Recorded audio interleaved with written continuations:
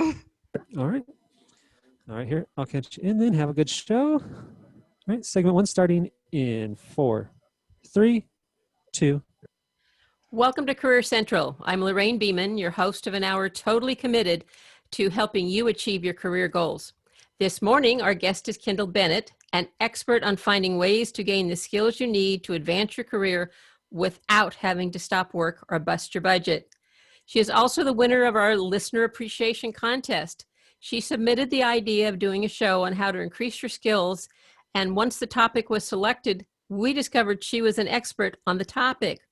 It is what I call a real win-win for our show and our listeners. So please welcome our guest, Kendall Bennett. Kendall, thank you for joining us today. Thank you for having me. I'm super excited for this. Well, we're excited to have you, and we're so glad that you brought up such an amazing topic and that you were able to come on the show and share it with us. But before we get too far into that topic, how about sharing with our listeners some information about your career, maybe your career path? So I am a multimedia designer and a personal professional development blogger. So one of the things that I knew that I wanted to do was something creative. It's like, even as a kid, I loved anything that was creative, whether it was drawing, writing, things like that. So as a multimedia designer, I help out with designing newsletters for information. I help with video edits, anything that's concerning audio. I do like basic edits for that. And then for the blog, I help do a lot of research and provide information for our younger generations to help them figure out what it is that they want to do for their professional paths. Do you want to share a little bit with us about your very first job? My very first. Yeah, I love that story. So my very first job was at a skating rink, and it was frustrating. It was in high school. I want to say that I was 15, and it's like I wanted to be able to help my mom out. She was a teacher, and even then, even I could see that it was a lot of stress on her to try to take care of everything. So I somehow managed to convince her to let me get a summer job, and she drove me around everywhere, and that was my first taste of how hard it was to actually break into something without actually understanding what I was supposed to do. I'll be honest, I have social anxiety. I'm very awkward when it comes to like interviews and stuff. I didn't know what to do. And it got to the point where I got so frustrated with being given a no that she drove by the skating rink, saw that they were bringing in some new stuff. My mom was like, Kendall, do you want to try that place? I'm like, yeah, sure. She parked, and I went in with my resumes, identified the first person that looked like that they were in charge, walked up to him and said, hi, I'm 15, but I really want a job, and handed him my resume. And he just looked down at me like, what? And somehow it worked. I would not recommend that for everyone to do that, but he was like, you're bold. Okay, let's do it. And with that, they had me lacing up the skates. They had me helping to clean the skate floor, making sure everything was ready for opening day. And with me being one of the first opening staffs, eventually I helped train the new people that would come in. I would help the DJ with the music. And it helped me kind of break out of my shy little bubble, because not only was my responsibility to watch over the children and the adults when they was on the skate floor, but I also had to entertain them. I had to break out of that shyness and be charismatic, be entertaining, be like, hi, welcome, have fun. And that kind of helped craft my personality now. And I want to thank you for sharing that story. I wanted our listeners to know that you have been in this whole jumping into a job and learning how to do it, and obviously very trusted, both with equipment, with training people. So just so everybody's listening, Kendall is the real deal. She knows how to jump into that job, get that job, and learn as she goes. And that's what this program's all about, that you don't have to just sit back and wait until you've got some degree or something, you can just jump Yeah. in and go for it. So, okay, Kendall, I'm kind of sharing too much of your story. So, You're good. so tell us a little bit about what you're doing now. What motivated you to start your podcast, or I mean your blog? I've already promoted your podcast. It's going to happen soon. But anyway, right now Yeah. your blog. Okay. Well, it kind of started whenever I went into college. It's like right before it, I kind of grew up with that myth that hey, after high school you need to kind of go straight off to college and figure out what it is that you want to do. And luckily for me, I knew what I wanted to go to college for, thanks to my mom. It's like I wanted to go for computer animation, but we didn't realize how expensive it was to go to art school. So I ended up joining the military to earn my GI Bill and then going to college. Well, once I actually got there, I saw a whole bunch of my colleagues stressing over not only their coursework, but also the financial strain of knowing that if they don't complete, whether they complete this or not, they're going to be under a lot of debt. And I would hear a whole bunch of my colleagues like questioning, like, why am I doing this? Why did I come here? Is this the path that I need to be on? And even with me, even though I had my GI Bill, thank God, even I kind of got to that point where even though I knew that I still wanted to do something creative, I didn't know what my mission was. Like, what's the end goal to earning this piece of paper? Yes, I want to make cartoons, but for what? And after I graduated, I kept in contact with some of my colleagues and everything, and a whole bunch of us were kind of having that tug of war with ourselves. Like, hey, did we study the right thing? Is this what we really want to do? And I ended up starting the blog because once I sat back and actually analyzed what was going on, I'm like, a whole bunch of us kind of went into this without a set plan. And it starts off in high school with us being told, hey, in order for you to be successful, you need to earn a degree. So once I started doing more research, I'm like, I could have earned like a certification with Adobe. I could have earned like something else. I could have gotten started with this a lot earlier. And fortunately, since I didn't really have student debt, it started rolling in my mind like, oh my God, how many of y'all are rolling in debt? And then just realizing that you could have gotten started with a certification or a license or something and worked yourself up to a bachelor's degree later if that is what you would have chosen.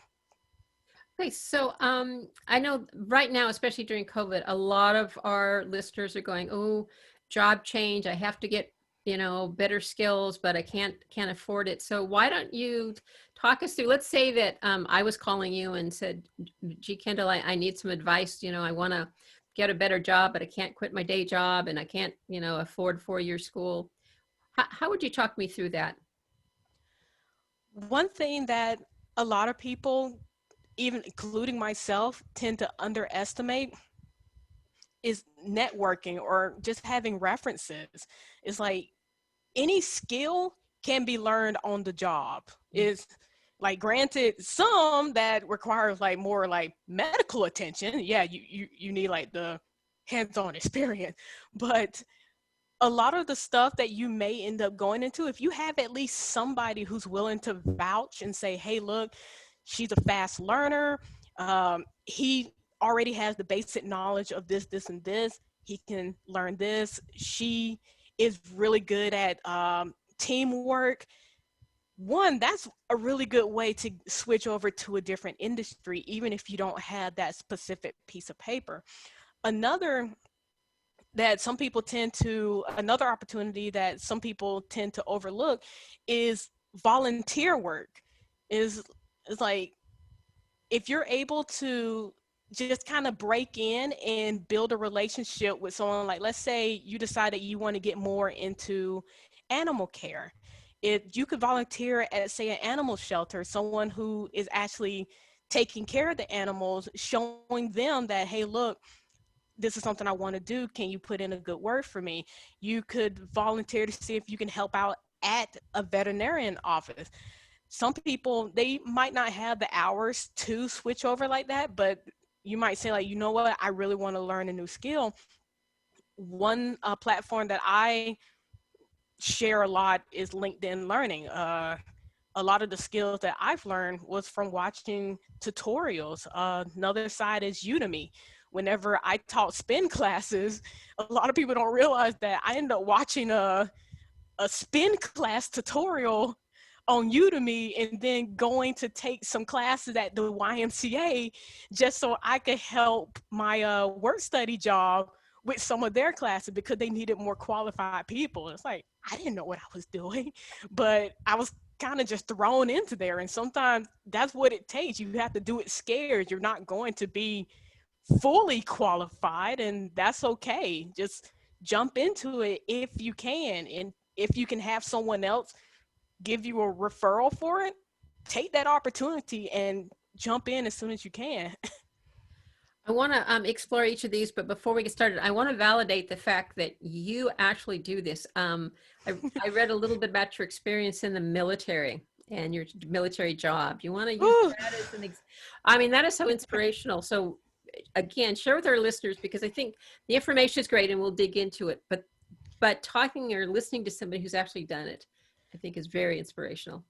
So I really wanted to go to college. So at that point, I figured, you know what, the only possible way that I could probably get to that point would be to enlist in the military, earn the GI Bill. Uh, so I ended up enlisting as an aviation structural mechanic. Terrified. And once I actually got into there, at that point, I was just an 18-year-old 5'0" girl who weighed less than 120 pounds, surrounded by all these grown football player sized men. And I'm like, I'm going to die out here. And one thing that they taught me a lot was that they're going to push you into the unknown, and your only choice is to learn how to survive it. With me going into aviation structural mechanics for helicopters, they straight up told me, if you don't learn this, whoever is in that helicopter will die. And I'm like, okay, I probably should have chose a different job. And they pushed me out there. They gave me the cranial, the support gear, all of that. They showed me the hand signals. And I remember the training. They're like, okay, look, make sure you keep careful watch of what they need from you. And I'm like, okay, I got this. And I looked over my shoulder and my trainer was gone. And I started to panic because the only thing that I could think was these people would die if I mess up. Why? And it's like, luckily I managed very stiffly to bring them forward, do the safety search, launch them off. And my trainer came to me and was like, why did you panic? I'm like, I don't know. He's like, you know what you're doing, okay? Yes. You're probably going to mess up out there, but you improve every single time, okay? Yeah, we might cuss you out if you do make a mistake, but we do that to make sure you learn.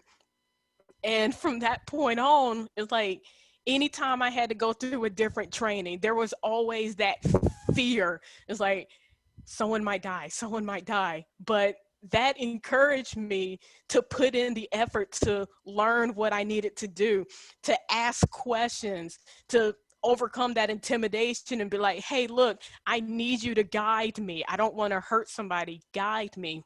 And eventually it got to the point where that obsession to not fail created an opportunity for me to become a trainer. for others who was coming in, who I would see as well, as like, I'm scared. I'm like, oh, you poor thing. You were just like me. Come here. I got you. Don't worry. And I think that what you're saying is that there is fear in learning, and embrace it and Always. push yourself, because the safe doesn't get you to where you want. It's like, you're never going to feel ready. You're not. You're always going to be that little voice in the back of your head saying, no, you still got to learn this, or no, you're not good at this yet. You're always going to have that analysis paralysis where you feel like you need to learn something else. You're going to have that imposter syndrome where you feel like you're not qualified, or you haven't actually earned this position yet. A lot of the people around you who genuinely care about you can see that, you know what, you've earned enough experience. Just go ahead and do it. And the scariest part is convincing yourself to do it scared. All right, we're going to take a short break, and we're going to come back, and we're going to talk more about handling this fear, overcoming it, planning, and using training to move forward. So very short break. Stick with us. We'll be right back with Kendall. Thank you. All clear. Just a moment while we save the first segment. You're doing great. I still get nervous doing these things. Oh my God, just breathe, just relax. You're doing great. Your enthusiasm is just amazing. I just love the way we're going. We will go back, and I really want to dive into the networking and the volunteer. Those are all wonderful links, and I'm just going to talk to you a little bit more about using those and those techniques. So. Thank you. It's like, I remember my mom had a friend that, because I wanted to go into fashion at some point. I had random obsession with just anything creative. So my mom let me volunteer at one of her friends' cleaners. And within that week, I realized it wasn't my thing. I developed like a slight dislike of sewing machines. But 10 years later, I still hem my own clothes. It's like, even though I didn't go into the fashion industry, All right. I'm all set to get started on the second segment if you're all set. Okay. Welcome back. This is the 1 second. I got to count you in first. In 5, 4, 3, 2. Welcome back to Career Central. We're having a fantastic conversation with Kendall. Before we left, to take our break, we talked about that fear of moving forward. And one of the things Kendall's going to tell us, if not now, a little later, about how to deal with that fear. One of the things when we were on the break, she was sharing that she's actually tried several jobs along the way. And I think that plays right into networking. You mentioned that your mom had helped you find an experience working in a laundry. Is that? Yes, when I was younger, it's like I had a variety of interests. Like, I really didn't know what I wanted to do. I was just such a creative individual. And one of the things that kind of popped into my head was fashion, like creating your own clothes and everything. And my mom, she had a friend that worked at a cleaner's, and she let me kind of shadow her, just volunteer for about a week, learning how to hem clothes using the sewing machine and everything. And I realized within that week that I did not like making my own clothes. I didn't like it one bit. But it was a good experience, because 10 years later, I still hem my own clothes. Like, I still know how to thread the needle and fix everything up. But it was good for me to still have that experience for something that I didn't like, because had I chose, like, you know what, why not? I'll just go straight to college to learn this. And then once I was in debt, realized, you know what, this isn't really for me. That would have been a worse situation than volunteering somewhere for a week and then being like, okay, that's not for me, but hey, I learned some new skills. And I want to reinforce what you said. Is I actually worked in a college and would often have graduates come in and say, well, I have this degree, but I really don't like this. I finished it out because, you know, it was easier than starting a new major, but I don't want a job in this area. So I think what you were sharing with our listeners is that was a volunteer activity where you got to try something different. Do you ever work with people that you've coached to do that volunteer work, or even your own experience that helped them decide on their career? With me, it was with my fiance, Steven. It's like he had his CDL, I believe that's what it's called, his CDL licenses because he loves to drive. Mhm. Well, when we came down here to Florida, we both realized that we don't like driving on I-4 at all. And he straight up told me, he's like, look, I love driving, I love doing this, but I do not want to drive a huge automobile on I-4. But then there became that bit of stress for him because that was like the main thing he had. Well, when we tried to, he looked for any type of job, and we're like, you know what, maybe this will do. Some projects picked up for my multimedia design, and I started running out of room on my computer. And Steven, he was like, I can put more memory in there. I can give you some more RAM. And I'm over here like, I'm still paying this thing off. Are you sure you can do this? And he sat down my computer. He went inside. He dusted off everything. He installed a new RAM, made sure everything else was set up properly. And as I watched him, it was like watching a kid go to Lego World for the first time. It was like just such genuine joy doing this. And I'm like, if you could do this all day, would you? He's like, hell yeah, I would do this all day. Like, and we thought about it. I'm like, why don't you do this then? And he told me, he's like, look, the main thing I've had is my CDLs. I don't have any training for this for anyone to actually hire me on. And we questioned it. It was like, what do you need to get into a field like this? Do you need a bachelor's degree? And we researched it together. We came across like the CompTIA certifications, the A plus, the Security Plus, the Network Plus. We looked up a lot of the schools around here, and we found out that to get into the information technology field, or specifically what he wanted to do, there was trainings. I think it was like 9-month training for less than 10K. And it wasn't even for a full day. It would be like partial days where he can still go into work if he needed to. If he wanted to work part-time, they could work around with that. And after he finished the training, he was able to get a field tech position like a few weeks in using the stuff. It's like we updated his resume with the keywords from all of his training, and now he's able to configure or like update servers and switch out their monitors and computers and everything. And he tried to tell me what all he does, and I'm like, as long as you're happy. But yay. So I want to just recap, because I think you've said some very important things that can be across the board. One is that he discovered something he liked doing, not oh, I have to go get a job and see if I like it. It was just thinking, what in my world do I really like? Mm-hmm. And then you did your due diligence. You researched what was required, and you researched schools, and then happy ending, he got a certification and got the job. But I want to because we were talking a little earlier about people that go through college and don't like their majors, is the importance of discovering what you like. And you can do that, you know, by volunteering to do something. Volunteering is a great way. Like, oh, I think I want to do that. Go volunteer. And after a week you go, oh, I love this. Or I'm sure glad I didn't invest in that for my future. Yes. Yeah. Yeah. That is a great story. And I think just a great principle for folks that are trying to go, you know, well, maybe I'll go back to school and get a degree and see if I like it. See if you like it first. I was like, no. Yeah, don't put in all the money and then realize, oh no, this isn't for me. Like, explore opportunities where you can see if you can like dabble in it a little bit and see if you might like it. Reach out to other people who might be doing it, like individuals on LinkedIn.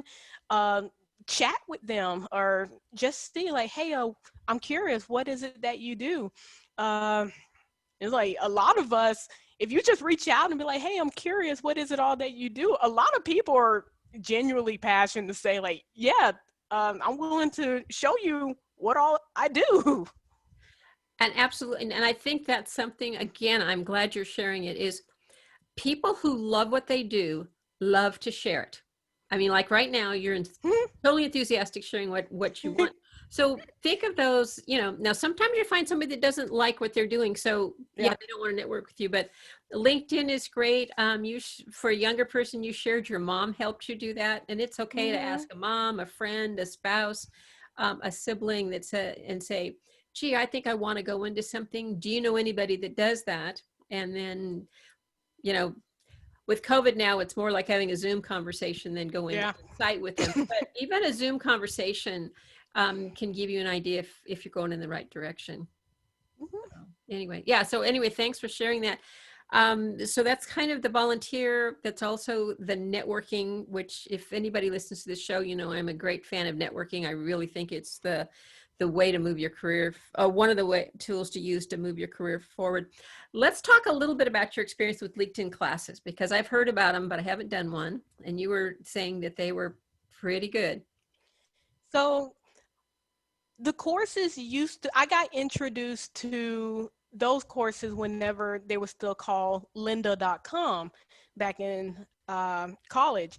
And I'll be honest, initially, I didn't like it, mainly because whenever I was studying animation, or more specifically character rigging, I would need just one question answered, just one question. And LinkedIn Learning now would answer 1,001 questions except the one I was asking, and it was so frustrating.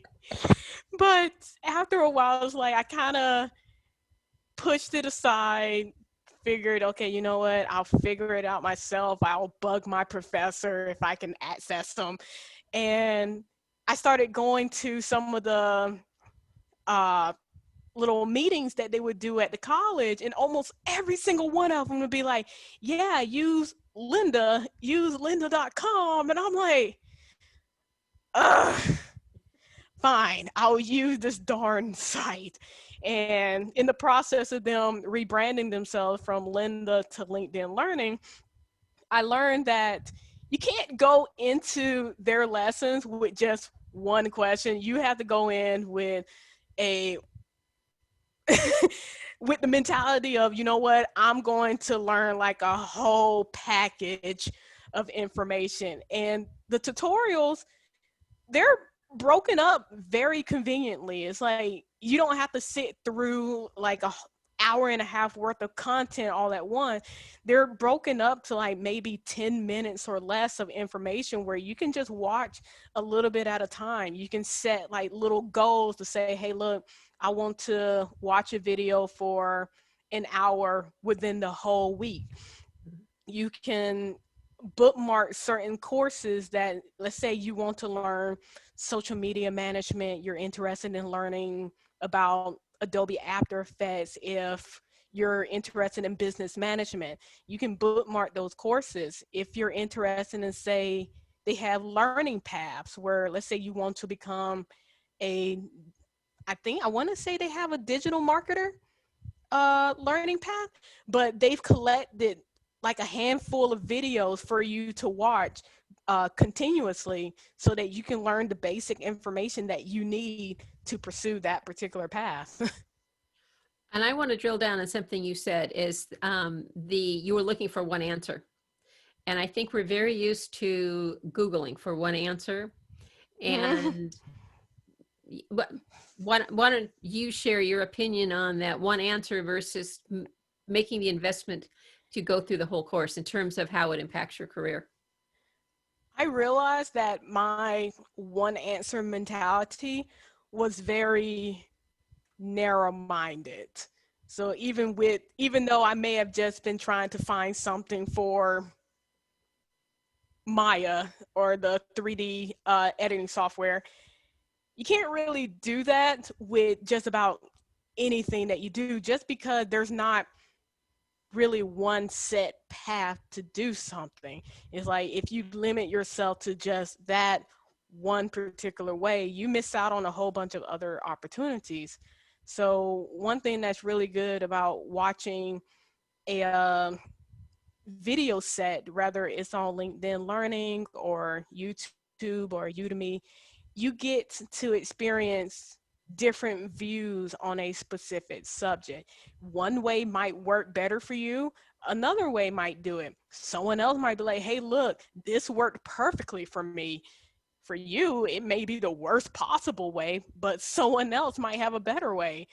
And from exposing yourself to different views, you not only find something that works for you, but you also gain a better understanding of that particular subject, whether you agree with that method or not. So you talked about that inertia of getting started. How do you structure your day or set goals so that you do work all the way through a course? Because I know sometimes it's kind of easy to get started and not finish. I try to set myself mini goals. It's like I realized I learned the hard way that it's really easy to burn yourself out. Like if you're like, you know what, I'm going to make it through this hour and a half long tutorial. I'm going to read these 5 books. I'm going to start doing all of this stuff. You're going to feel the burnout like within a couple of days, and you're kind of going to lose that drive to actually pursue this. Instead, set yourself mini goals. Like even if it's just, I'm going to watch 10 minutes of this video. Like if it's something that's brand spanking new to you, start small and build yourself up. Because if you can accomplish your small goal, and let's say you said, I'm going to only watch 10 minutes and you watch 20 minutes of it, you're going to feel a lot better about yourself than if you said, hey, I'm going to watch 30 minutes and stop at 20. Then you're going to feel disappointed, and then you're going to kind of start talking yourself out of it. And like, no, start small and gradually build yourself up. I create myself to-do lists, but I also create for myself mini tasks. So it's like I have my ultimate to-do list, like, okay, by the end of the week, I need to have all this checked off. But today, let's make sure that I watch, say, or let me try to get through the rest of this chapter of this book. I only have like maybe 10 pages left. Let me knock that out. Let me go through my email. Let me make sure I actually clear that out. If I see that I've put that little check mark on, I feel a lot better and I'm more motivated to actually knock out the rest of the stuff. I love that approach that you just small increments. You don't have to go, oh, I've got to finish this course in 2 days because I want to learn a skill, but so much every day, and then congratulating yourself if you meet or exceed that goal. I think that is fantastic. We're going to take another very, very short break, and then we're going to come back and we're going to keep talking, picking Kendall's brain, to be perfectly honest, on the resources that she knows about. And then we're going to ask her what she sees happening in the future in terms of training. So stand by and we'll be right back. All clear. Just a moment while I save this. Ooh, You're doing great. I hope I'm not rambling. No, you're not. No, you're really doing good. And I just always summarize what somebody says because it's just people will listen and then they'll go, oh, okay. And then I just summarize it. Thank you. No, you're right. This is really easy because you're saying you're just taking a step by step through, and then I just do a quick summary. I know when it comes to this type of subject, I know I can rant for like probably a couple of hours. I'm like, no. Which is what we want, because it's what you're passionate about, and then we tap into that passion, and we've gotten some really, really good ideas and advice. Thank you. All right, I can count you back in if you're ready. We're ready. Great. In 5, 4, 3, 2. Hi, this is Lorraine Beeman. Welcome back to Career Central. Right before the break, we were talking with Kendall about making reasonable goals as you go through a self-paced training program. So, Kendall, one other idea that you had was to use Udemy, and I wanted to have you just share a little bit for listeners who've never seen it, heard of it. Let's take the fear away and tell them what it's like. So I really hope I'm pronouncing it correctly. Udemy. Udemy, it's pretty much various tutorials that you can watch. I want to say just about anyone can post videos on there to demonstrate any type of skill. Like you can go there to study about social media management. You can use it for learning how to start a business. I used it to teach myself how to instruct a spin class. So there are so many various topics that you can learn on there. And a lot of the topics are very short. They have a free catalog if you want to just comb through some of the information and see if there's anything that might help you pursue something, and especially if you're on a tight budget as well. I want to reinforce that that is a great place for free courses. Actually, there's university courses that you can sit in on. Again, kind of a way to figure out, is this something I really want to do before you make the investment? So great resources. So we've talked networking, volunteering, LinkedIn, Udemy, you're probably pronouncing it right and I'm not. So let's pick your brain because you really are in tune with what's going on. What trends do you see that in training? So in the upcoming years, I think we're going to be going more into virtual reality. It's like I got an opportunity to visit ITSec back in 2018 in Orlando, Florida.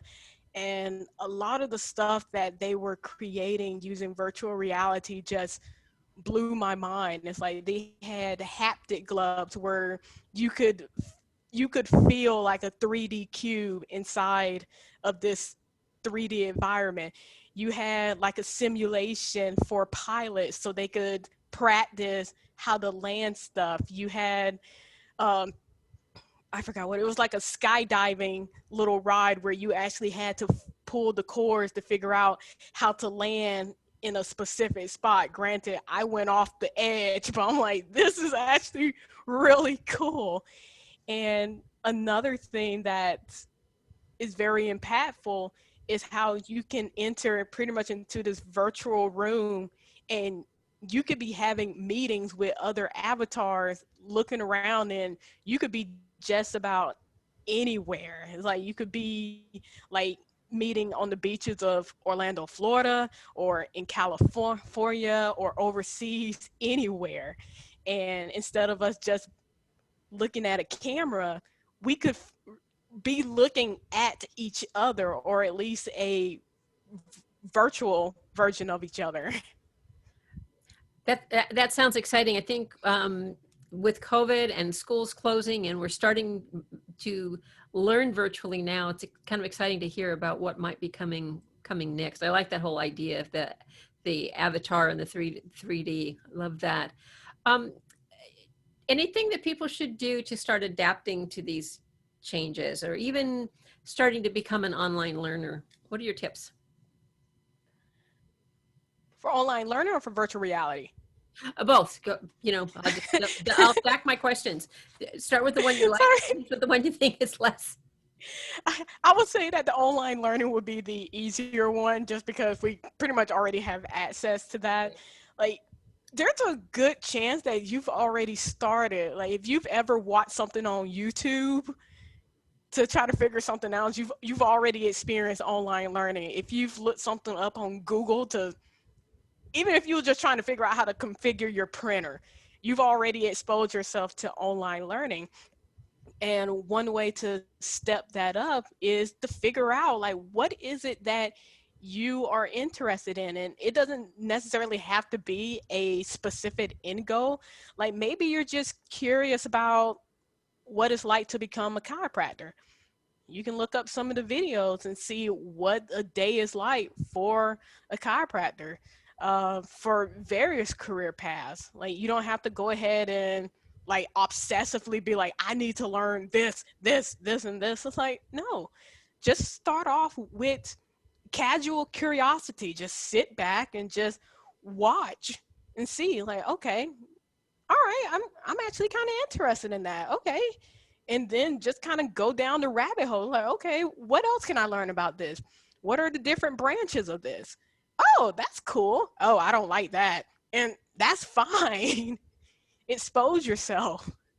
Yeah, I mean, that's great. Just that whole freedom to explore. And I kind of put you on the spot for the virtual or the avatars and all of that. Do you think that that is fairly far off, or are we looking at that happening pretty soon? Oh no, I'm pretty sure this is going to be happening at possibly within the next 5 to 10 years, if that. It's like from reading, what was it? Ready Player One by Ernest Cline. It's like we've already have a good bit of that technology working for us already. It's like I have an Oculus like in the living room already.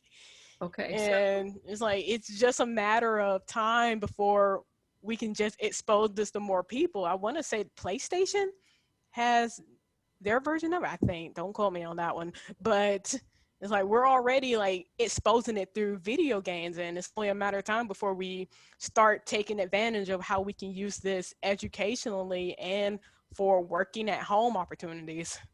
so our young people who are listening are going to be delighted to tell their parents, I need to play video games. And I mean, I'm laughing, but actually, I think Yeah. that that is going to be a good way to get used to the medium. Because if you're having fun, there's not that pressure to learn. So anyway, yeah. I mean, I think that's kind of the answer to that question. How can we get ready? We can do video games. We can get used to that whole 3D, avatar kinds of things, so that when it becomes an educational setting, Yeah. we're already comfortable with it. Just like you were saying, watching YouTube, things on demand, get you ready for that, the virtual education. So I know that one of the I things think that would be. I'm sorry, go ahead. No, I was just saying you're completely right. It's like I feel like one of the best ways to expose yourself is to just have fun, play video games, just be playful with it. Yeah. And then you're comfortable with it. And when it starts to be a class, then you can put that part of your brain in that has to learn. Well, you have to learn a game, but sort of that learning that has consequences, I guess. Somebody's going to give you a test at the end. Maybe that's the best way to say it. Now, I want to change a little bit, because I know that you are a great advocate of making mistakes. Make a mistake to learn. But we kind of live in a world where everybody says, oh no, you can't make a mistake. You got to be perfect. So why don't you share with our listeners some insights on the significance of allowing yourself to make mistakes in the educational process? So I do have a story for that. So back in high school, like I mentioned earlier, like social anxiety, I was that awkward, shy girl. But one thing that I loved was to sing. And my teacher and my classmates convinced me to try to participate in that year's Black History Month program. My only responsibility was at the end to sing a verse of Mary Mary's Can't Give Up Now. I just need to sing one verse. And throughout that whole program, I'm just back there, just terrified, just trembling, just like tears like already in the back of my eye. But I kept trying to comfort myself by singing that one little verse. It's like I could sing that song in my sleep if I needed to. And once that time came, I walked down into the stage, saw the whole gym filled with my classmates, and just froze. It's like I couldn't even remember what song we were singing, as if the instrumental just played in the background. And I'm just standing there on stage just trembling, and I missed my part. Everyone else started singing, everyone else came out into the stage, and I'm barely even mumbling any words. I'm just praying like, let this be over soon, let this be over soon.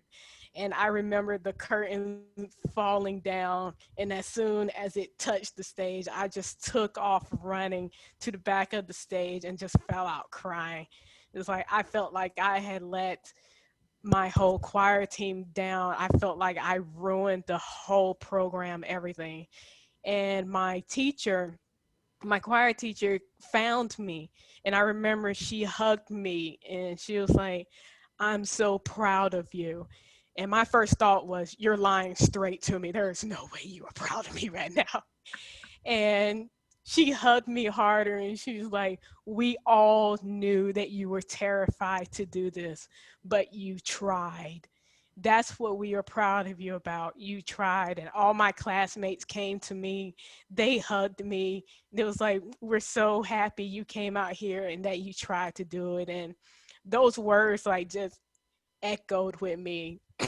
I'm still to this day, that's probably like one of my top most embarrassing moments. But just those two words, like, you tried. When it came time to me for me to join the military, I was terrified. And the only thing that could echo in my mind was just try.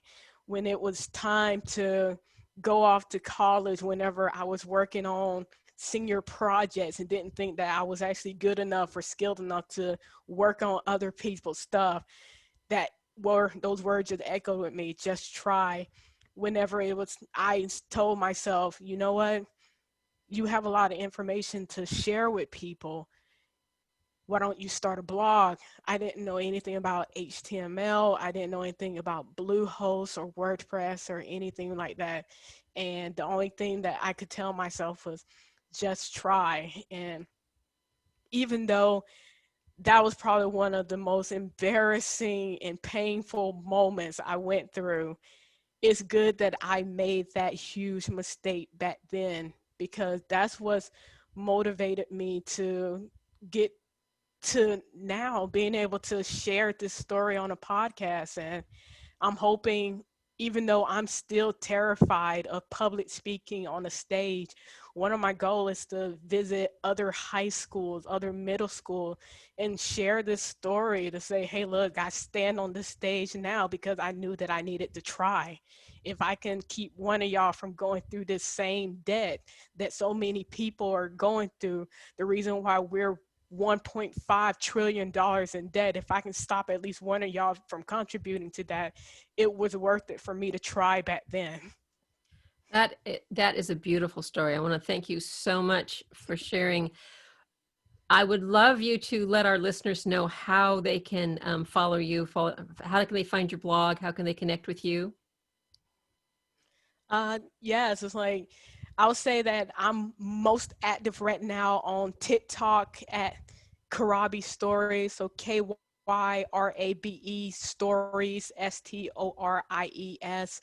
The same tag is for Facebook, Twitter.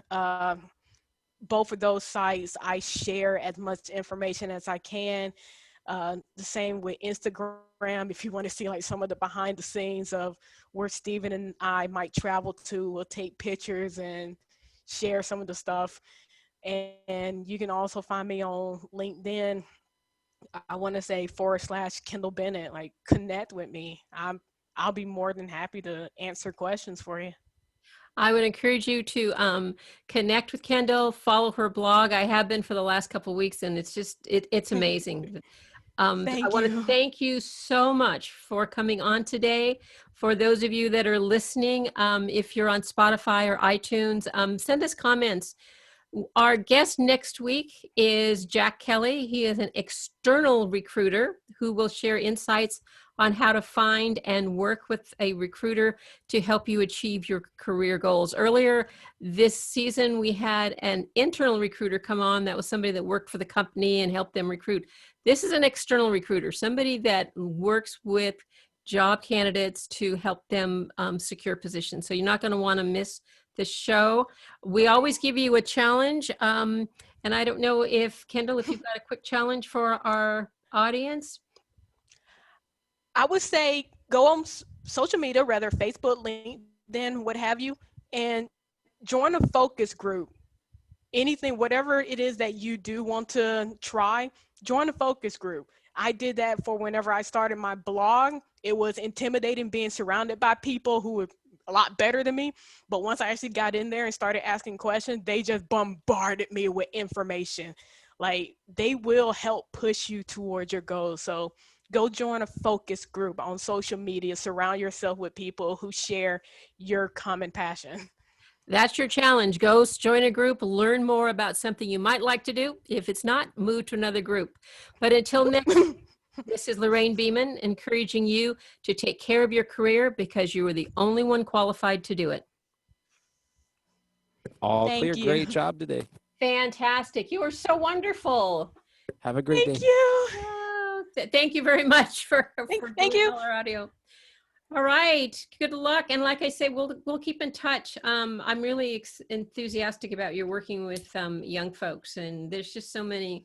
There's such a need out there. I mean, I pick up with Thanks. young people their first year of junior college, but same thing, high school. They just need to know that it's okay to make mistakes and to experiment and to try, and not get boxed in. So Thank you. anyway, this was Like, wonderful. I had a great time.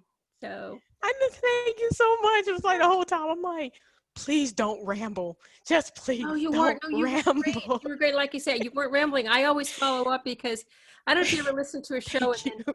go, and then the last line they go, "Oh yeah, what'd you say?" And then I just go back and say, "Yeah, this is it," and then they can rewind it if they want. So, all right. Well, you take care. Thank you so It much, was Lorraine. Wonderful, and good luck with your move.